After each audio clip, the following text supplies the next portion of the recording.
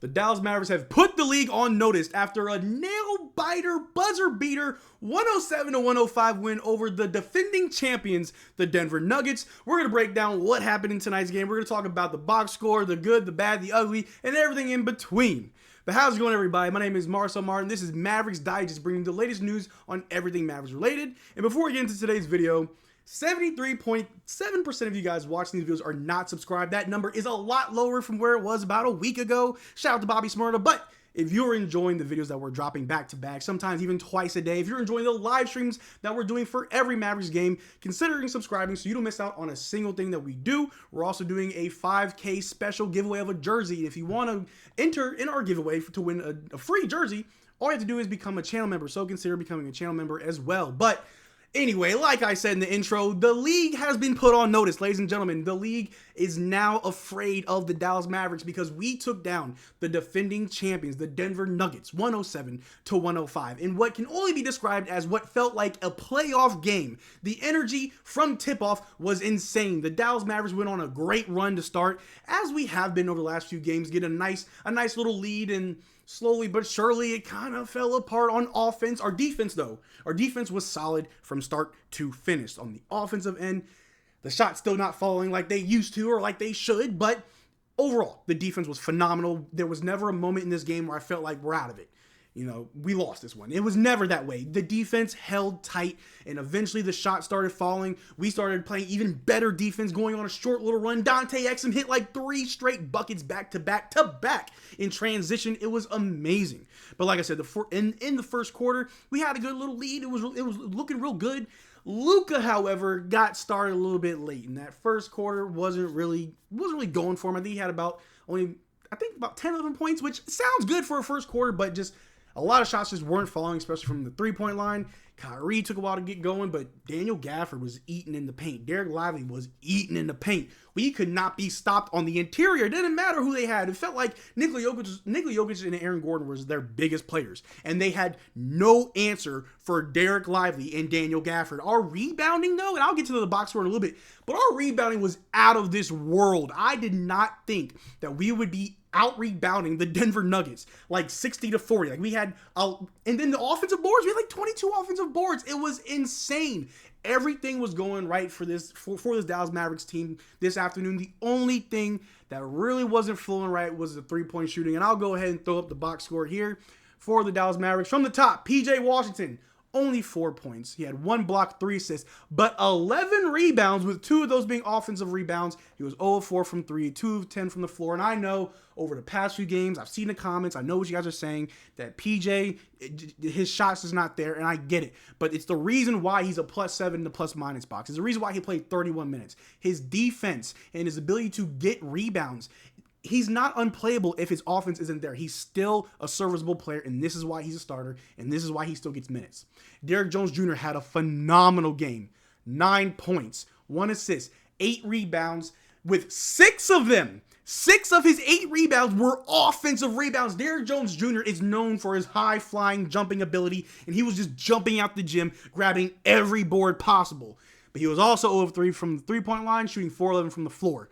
Daniel Gafford, the landlord. It was like the first of the month. Time to collect rent. 8 points, was a +13. Had 1 block, 1 assist, 6 rebounds, and 3 offensive rebounds. Kyrie Irving, the man, the myth, the legend, Uncle Drew himself. 24 points, 1 block, 3 steals, 9 assists, 7 rebounds, with 3 being offensive rebounds. Shot 2 of 2 from the free throw line, 4 of 11 from 3, 9 of 23 from the floor, including a left-handed floater hook over Nikola Jokic to win the game. The man was unstoppable. Luka Doncic, coming back from a hamstring soreness, dropped 37 points. 2 steals, 3 assists, 9 rebounds, shot 8 of 10 from the free throw line, 5 of 11 from 3, with a very clutch 3 late in the fourth to tie the game, and it was just amazing. Off the bench, you had Maxey playing 21 minutes, missing every shot that he took, had 4 rebounds, 3 assists. Tim Hardaway, 15 minutes, had 1 point, 1 turnover, 1 assist, 3 rebounds, 0 of 2 from 3, 0 of 3 from the field. Derrick Lively, off the bench, 23 minutes of action, gave you 14 points, 2 blocks, 8 rebounds, with half of them coming from offensive rebounds. It was amazing. Dante Exum, only 18 minutes, but it was a great 18 minutes from Dante. It felt like he had 8 points, 1 assist, and 3 rebounds. Jaden Hardy got about 4 minutes late in the first quarter, but he was able to get his little 2 points as well. It was a great game. From start to finish, there was a few times where the defense kind of fell apart, but it didn't collapse. It didn't completely just dissipate. They locked in timely timeouts from Coach Kidd. He actually looked like he was not just observing the game. He was watching the game. Like, not like me watching the game. Like, he was actually observing and knowing what to do in certain moments. The timeouts were very timely. He did challenge a call, which he didn't win. He usually wins his coach's challenges. But he didn't win his coach's challenge, but it was all good because the team was phenomenal. The only thing I got to say about Jason Kidd was closing Maxi Kleber in the fourth is not ideal. Maxi has not been making his shots. Maxi has not been playing good defense. Maxi, as well as Tim Hardaway, needs to play less minutes.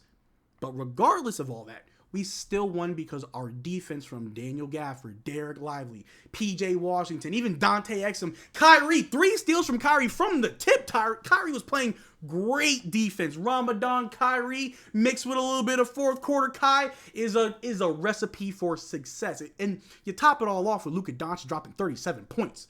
Doesn't need to be a triple-double, but the 37 was much needed. And like I said, Derrick Lively with 14 points off the bench. They were feeding him back to back. He was eating the paint. Aaron Gordon, who? I ain't worried about no man named Aaron. Nikola Jokic, who? Nikola Jokic, I heard he likes horses. But the Mavericks might be a horse he just can't tame because we were unstoppable. And to bring up the Denver Nuggets box score, Aaron Gordon only had 11 points, one block, 4 assists, and 8 rebounds. Michael Porter Jr., who looked like he couldn't miss a single shot, had 20 points, 2 blocks, 2 steals, 3 assists, and 7 rebounds. Nikola Jokic, only 16 points, had 3 turnovers, 2 steals, 7 assists, and 11 rebounds. Jamal Murray with 23 points, 1 block, 1 steal, 7 assists, and 4 rebounds. Kentavious Caldwell-Pope with 10 points, 2 blocks, 2 assists, and 3 rebounds. And off the bench, as you can see, they had a little bit of help. Braun off the bench as well, had 19 minutes of play, but had 10 points. He was definitely a spark plug for the Denver Nuggets, but that just wasn't enough. When the Dallas Mavericks woke up this morning, Mark Cuban called them all into a huddle, said, hey, we have a game. It's at 2 o'clock.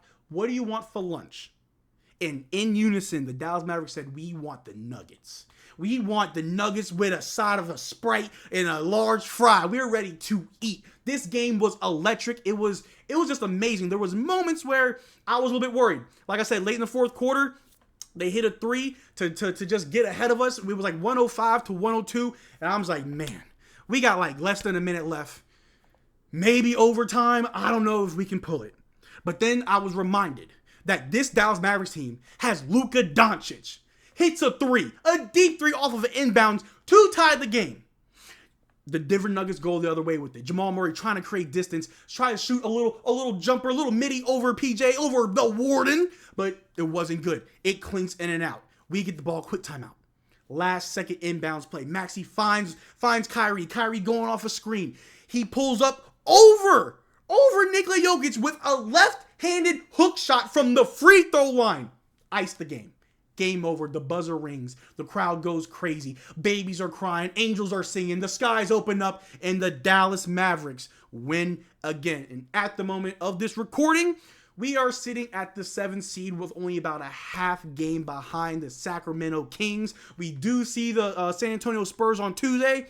You never want to count your chickens before they hatch, but I think it's safe to say we do win that game if everything goes right. I think a miracle would have to happen for something catastrophic for the Dallas Mavericks to lose against the San Antonio Spurs. But if we can win that game, we may see the 6th seed.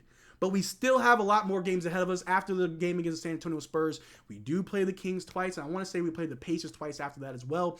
So if we do get the 6th seed, it's not like it's a lock. We're not safe there. We still have a lot more games ahead of us.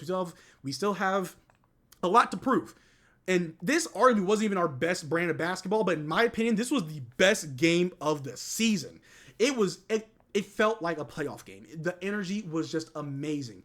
And despite not hitting the 3 ball well, I'll throw the box score back up. As a team, we shot 9 of 35. The 3 was not falling. We had about 11 turnovers. But despite all of that, the Dallas Mavericks, we found ways to still score. We found ways to be effective. We found ways to win the game. And it's going to feel a lot better when other players start stepping up, when PJ's 3 starts falling, because we know his defense is fine. That's why he gets minutes. That's why he's a starter.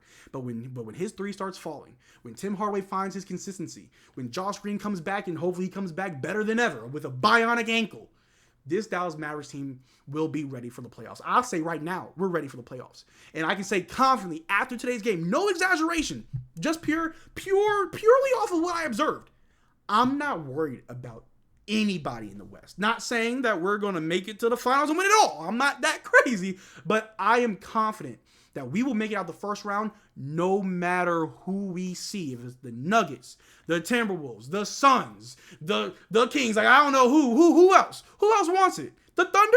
The Clippers? First round goes to the Dallas Mavericks. Whoever you put in front of us, Mavs in 3. That's how I feel.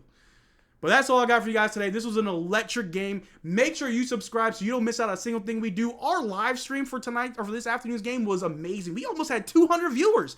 Popping, it's jumping, so make sure you tune in for those. We're also doing our jersey giveaway. Like I said before, if you want to enter in a chance to win a free jersey, all you gotta do is become a channel member of any tier. We've got a whole lot of perks and a lot of cool stuff going on, so consider becoming a channel member. And check out in the link description below to our Discord and our Twitter. You can find me there. I'm always going crazy talking about the Mavs. But until next time, y'all take care, and peace.